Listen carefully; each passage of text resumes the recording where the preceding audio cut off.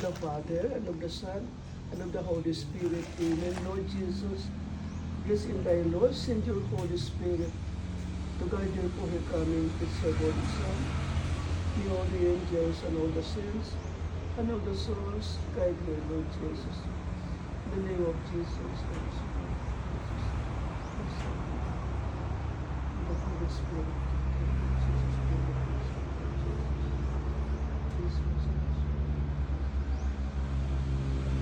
Glory be to the Father, to the Son, and to the Holy Spirit, as it was in the beginning, is now, and ever shall be, world without end. Amen. In the name of the Father, and of the Son, and of the Holy Spirit. Amen. Lord Jesus, bless Lord Jesus, the God Lord Jesus. I ask in the name of Jesus, with the Holy Spirit, Lord Jesus.